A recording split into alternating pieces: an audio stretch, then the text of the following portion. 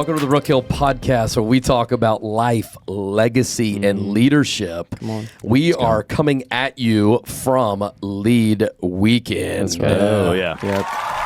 That's right. So that's why my voice is like I've been at Lead Weekend. Yep. But got three great guys here. We want to talk a little bit about what's happening at Lead Weekend. So introduce yourselves. We got Tristan, Ty, and Nick, but introduce yourselves. Hey, my name's Nick. I'm from LA. I've been coming to Brook Hill for 11 years now, I think. Yeah. Okay. I'm Tymo. I've been coming to Brook Hill for somewhere 12 to 14 years. I can't remember.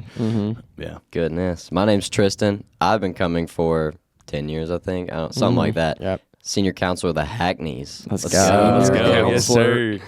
Senior counselor of the So Hackneys. pumped. In fact, I got this picture here. I sent it to Keller Cox when ancient. Tristan said he was going to be on there. I know that they can't see this, but It's anyway, you can see it, Ty. Yeah, okay, Great. like it. That's awesome. I guess Jedi Master. Because I was in 2017. So I think this is my 9th year at Brook Hill. You still wear that shirt, the Right. Jedi Master? Are you Obviously. still the Jedi Master? It's an awesome shirt. Fits a little snug now. Yeah. Not really, no.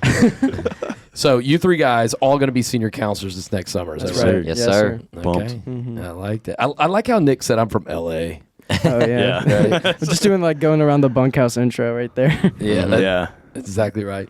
Okay, so we were here at Lead Weekend, and we're talking about different things. And one of the things that we talked about was small talk. Yep. And just to give our listeners just a little concept of what we do at Lead Weekend, we really believe that soft skills are just they're in high demand and low supply. Yep. And we really feel like that is what everybody needs to focus on. And I believe if you get soft skills, what are we defining that as?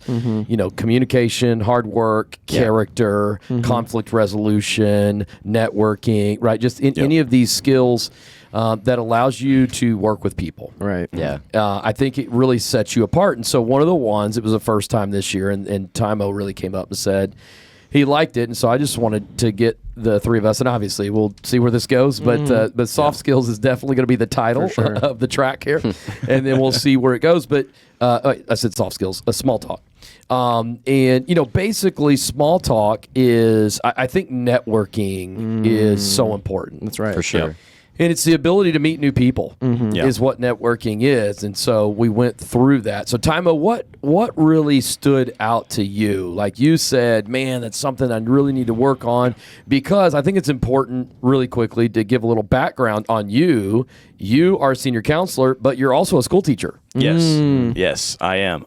So, reading through it and stuff, or going through the small talk and stuff, something that really stuck out to me was using the 1 to 2 sentence rule for myself. And then I like to talk. I like to talk about myself. I like to talk about things I'm interested in and stuff. I like to talk about things people are interested in. Yeah. And so, it really stood out to me in small talk whenever you're talking about, when somebody asks a question about you, 1 to 2 sentences, learn more about them, And in my head, I was thinking that applies so much, in my field of education, when you're trying to figure out, learn more about your kids, the students in front of you, and you're trying to learn more about them. So you can connect with them more, so you can apply your knowledge of them to help them learn new things and stuff. And I realized, I could use that a lot in the classroom. They ask me a question, 1 to 2 sentences, answer the question, and then get more back on them, learning about them. What do you know? What are you thinking about this? And so I kind of applied it, outside of networking, but towards education, which is my field. But even in networking, I found it very useful strategy. I can imagine. Talking with parents, I mean, Oh, yeah. obviously, when we're talking about elementary, you're going to deal a lot with parents versus maybe a high school teacher, Yep. right? But, I think everybody wants to talk about themselves. Obviously, we think of that as a bad thing. But, I mean, the bottom line is, we know ourselves and we want to talk about what we're interested in. Right. So if we remember that, we can use that in working with other people, knowing that other people want to talk about themselves. So I think it's a great point. That is good. Helps them feel more comfortable as well. That's good. Yeah, for sure. Is there anything that stood out to the two of you guys? And obviously, Tymo, you can keep adding to that. Yeah. But what? I might jump in real quick. Yeah. I would just say there's one thing that wasn't mentioned as a core ways to get small talk going, which is just confidence to jump in with absolutely anybody. Yeah. The more small conversations you have, the better. Because honestly, if you're trying to network, out of 100 interactions you might have with random people, maybe only one of them is useful. That means you need to have a lot of conversations with a lot of different people. I know that I got my job just bumping into somebody at church and just started going with them.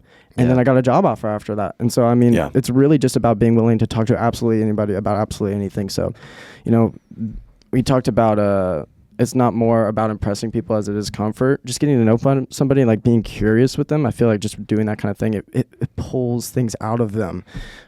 In a way, you mentioned this in your talk. You were saying something about sometimes you'd be talking to somebody and they're so comfortable with you that they say, "I can't believe I'm talking about this with you right now." That is the best feeling ever. When you get to that point in the conversation, you've achieved flow state in a conversation with somebody in small talk. When they start self-disclosing to you because you have made them feel safe, you've made them feel held, understood, seen, and that's where you start to get some connection going that you can anchor in and whatever you need as well. Yeah.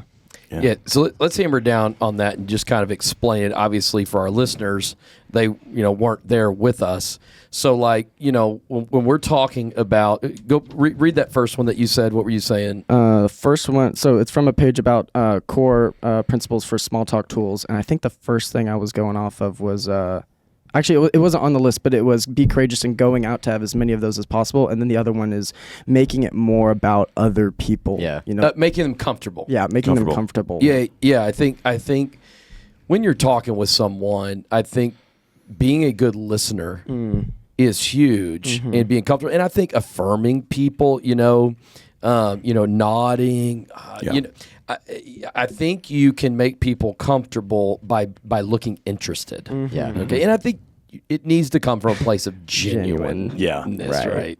Yep. Yeah. So anyway, I just think that's super important, and I think that's what draws people into being comfortable. That's so good. That's what I was going to say is the genuineness of it. I know a lot of times, like, our culture goes into small talk, like, what can I get out of this person? What can I benefit from this conversation? And that's obviously a good thing, but I find that deeper connections come when I truly want to get to know someone, when I ask questions, not because it's how I keep the conversation going, but because that really interested me and I actually want to know more. So I find that genuine connections are way better. Yes. Yeah. I think that's exactly why people love going to Brookhill. These kids come and they see a counselor and that person looks in the eyes and wants to know everything about them. It's just addicting. You have to come back to camp. You have to get another connection. And then when you get to older, you get to go and do that for other people. That's where the genuineness comes back. I'm not gaining anything from interact. I'm not networking with my cabin. I'm fourth graders. Yeah, for real. You never know who they're going to end up being like. Actually, my dad did that to you, I guess. But that's true.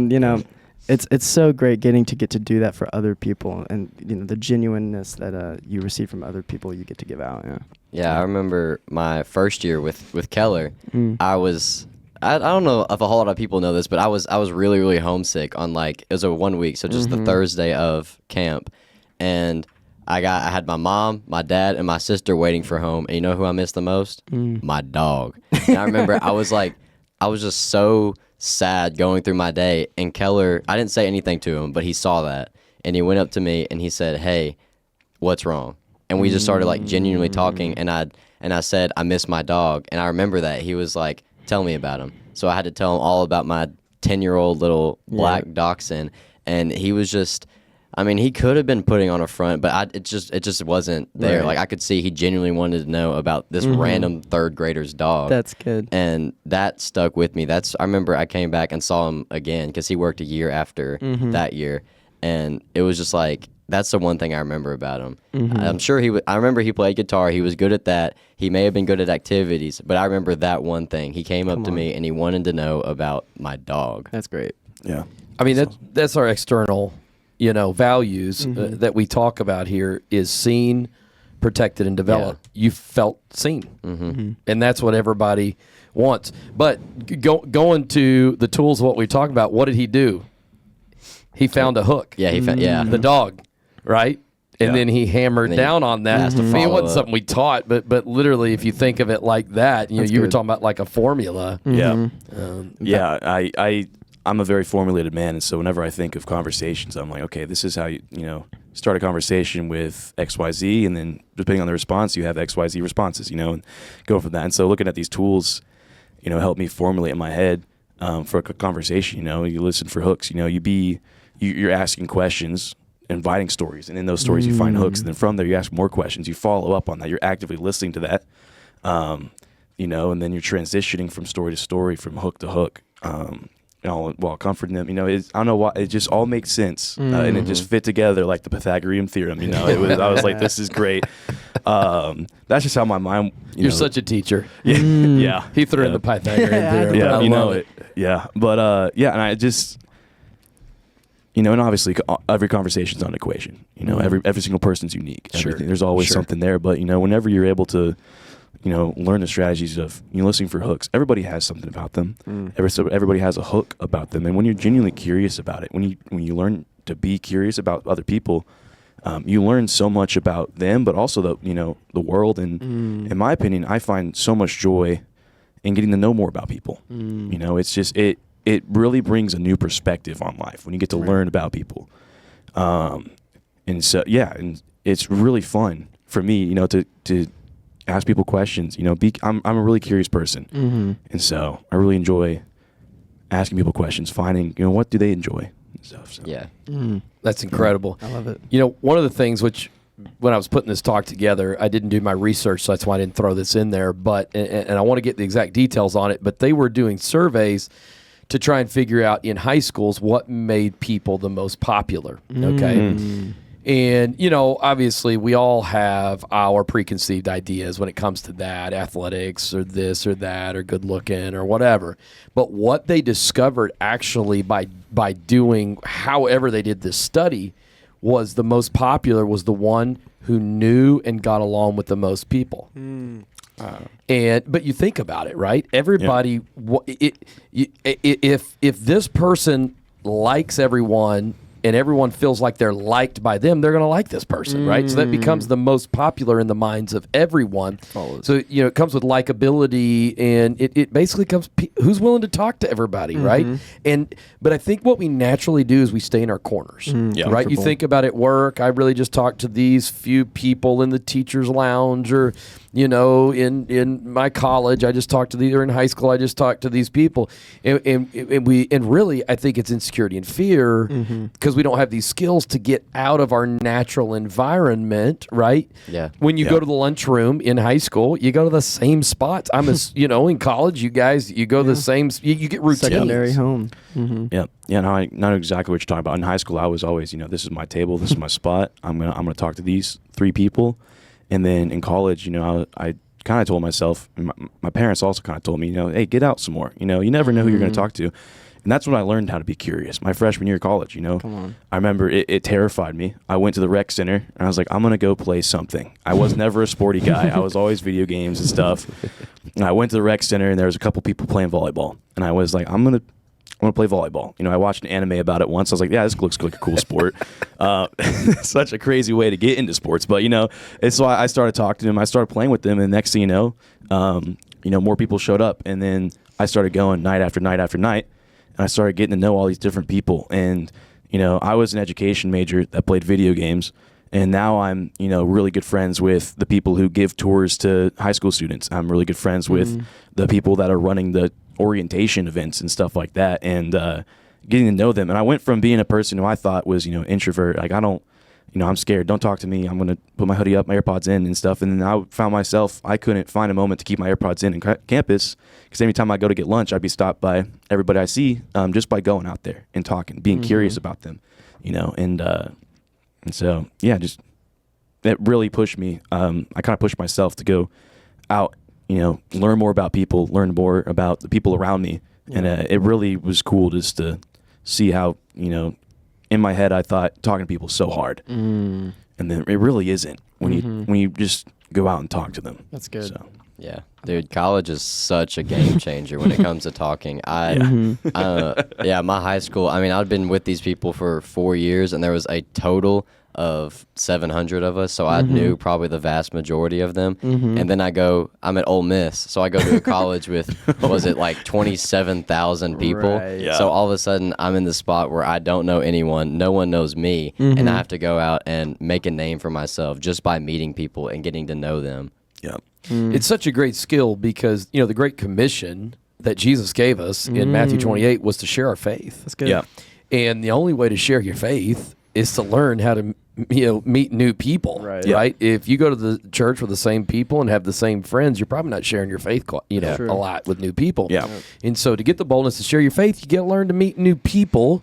And not knocking people that just go up cold and share their faith, but I just think it's through relationships that we're able to share, who Jesus is. That is really good. Yeah.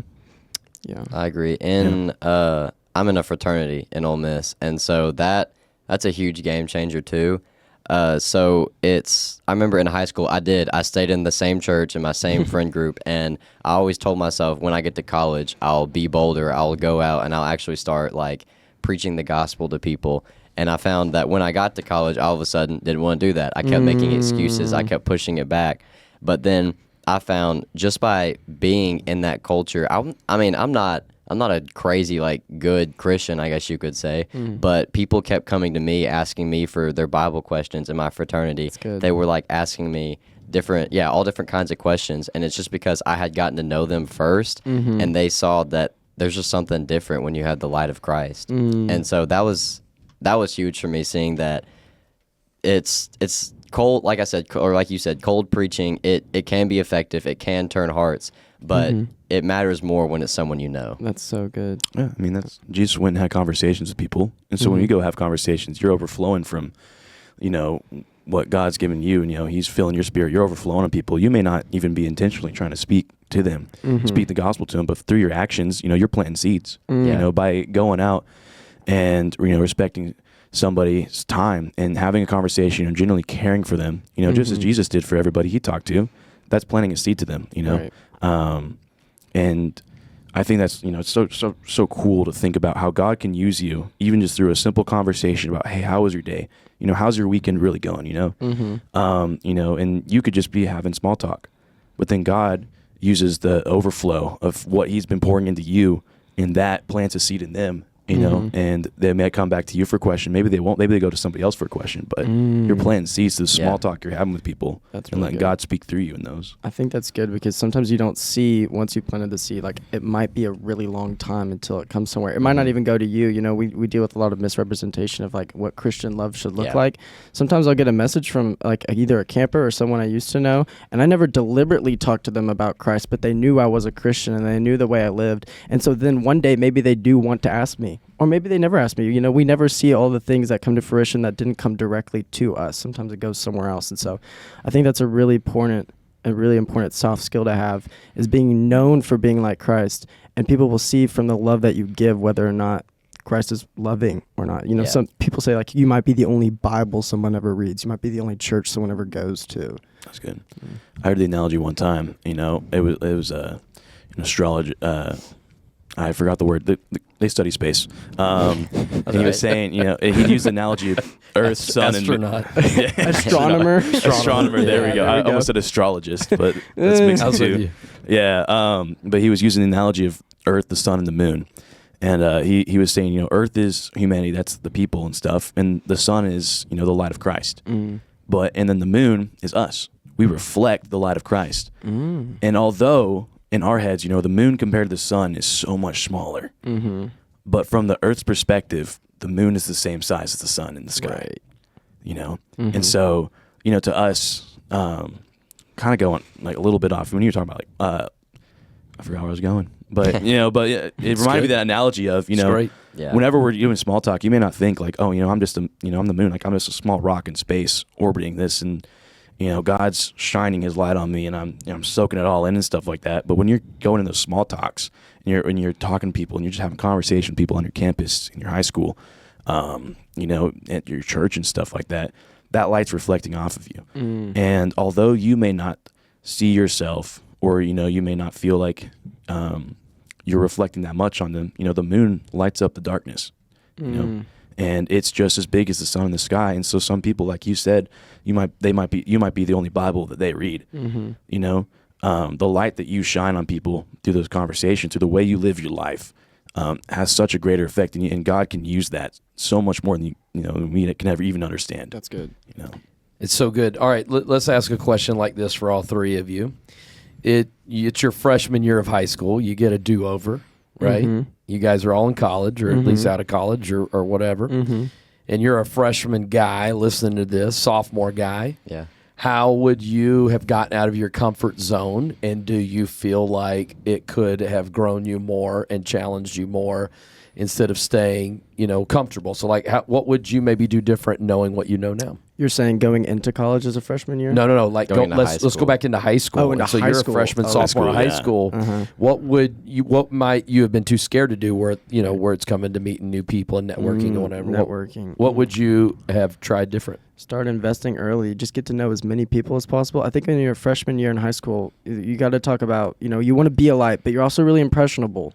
So you want to know that you got a circle of guys who are really strong so you can be strong in yourself. And then from that place, you can go out and you could try to see how much influence you can get with other people. But you don't want them to be your influence. So you have to be very intentional about cultivating your own influence. So what sources am I going to take in? How am I going to see what reflects me? Like, God's going to define me, and then after that, I'm going to let the closest people define me, and then I'm going to, because not like define straight up, but like this where I'm going to accept criticism from, because you have to filter out criticism. It's coming from everywhere. Yeah. So I'm going to accept criticism and identity from God, and I'm going to accept criticism and understanding from my parents and close friends, if you feel like that's where you can get some from. And then from that point, just get to know as many people as possible, become as well versed in as many topics as possible so you feel like you can talk to anyone about anything. And the younger you start, the better you'll be at it later. If nobody your age feels like they can do it, that's a great opportunity to go jump in and dive that thing. If no one else is doing it, if you're alone and you feel like you're alone in a skill and doing something, that's where you're about to get one step ahead of the game, That's what I love about socializing and whatnot. Any skill, actually, but... Yeah, for sure. I mean, I think if I went to freshman year of high school with this knowledge, I definitely think I'd get out more, and just kind of, tell myself, in the grand scheme of things, doesn't, you mentioned it in another talk at Lead Weekend, that people aren't judging you, they're judging themselves, And if I just kind of let go of that, they're not worrying about what I'm wearing. They're not worrying about what I'm trying to say, and just, putting that to the side, putting insecurity, to the side, and just go out and meet new people, there was a guy that went to high school with me, and I never talked to him a single bit. I just made assumptions about him. I made assumptions about people, and I never talked to him, and find out he went to the same college as me, Stephen F. Austin University, Axum Jacks, And I talked to him a little bit, in high school. We exchanged, moments and stuff, but we got to college and we started hanging out. And we started going on runs together. We started running 5Ks, working out in the gym together and stuff like that. And got to know him, and he was a great guy. And we actually had a lot of things, like common ground with each other. We had a lot of similarities. We were going through a lot of same things in life and stuff. And, if I was my freshman year, you think about, if you hold yourself up, put yourself in a corner, you can miss a lot of opportunities for finding a circle of people who are going through the same things as you. If you make assumptions, these people are this and all that, you're closing yourself off from possible, lifelong friendships, possible people who can, as iron sharpens iron, people who you can sharpen with, people you can fellowship with. And so, just as you're saying, get to know as many people and stuff like that, and finding that inner circle. I love that. Because I in my head in high school, I was just like, I don't have an inner circle here. Yeah. And God will open doors for you wherever you are. That's really and, good. and He'll make opportunities for you. So just to go off that one little thing, you could go to a circle where there's going to be like a high return on investment. If you go into like a nice gym, you're going to be around winners. If you go into a church, you might learn about people who are really deep into church. If you go to tennis, you're going to learn all these business people. So you could go to a setting where you're set up for success. And that's a really good strat. Yeah. The biggest thing I would say is know the difference between your network and your band of brothers, because those are two, I think, different things. That's good. Because you have to know like the difference between the people you know and the people that can influence you. My sophomore year, I didn't talk to like anyone because, in my opinion, or in my eyes, it was talking to someone meant that they were all of a sudden, they had to be my best friend.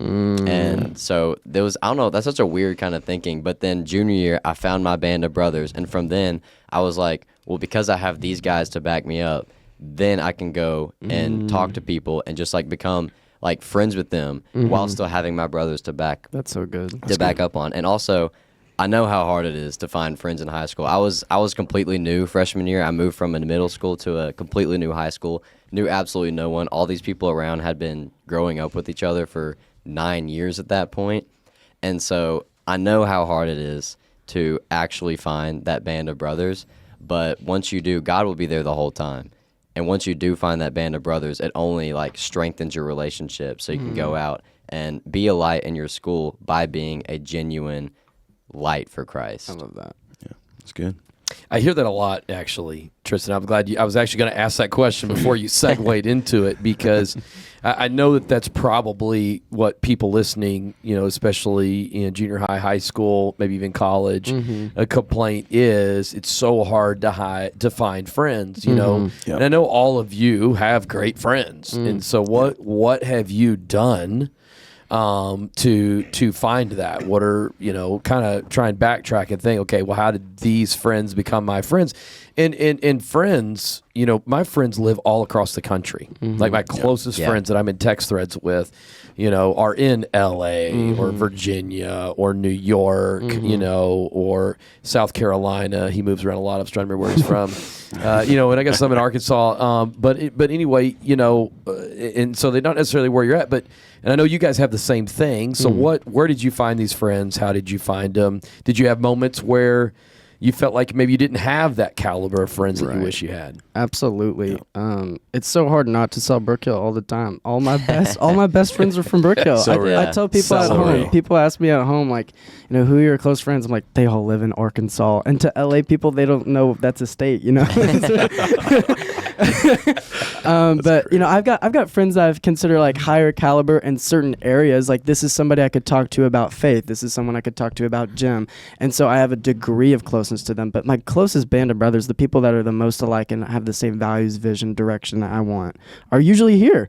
So if you're looking for a place, to get a band of brothers, get on staff. There's going to be a filtering process of who's going to stay the longest at Brook Hill. Because all the people that have been at Brook Hill the longest, those are solid guys. Like, if you're wondering where are these people at, they're probably in ministry, and they're definitely here. So that's where I would say.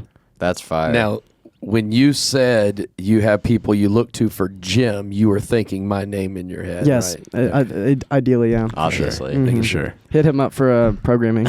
Yeah. I mean, I remember like I said, freshman, sophomore year, I had like not a whole lot of friends. And then junior, I had been going to the same youth group for about a year. And then my junior year, this guy named Hayden Wormington, maybe y'all met him. He comes up to me and he was like, hey, let's go eat.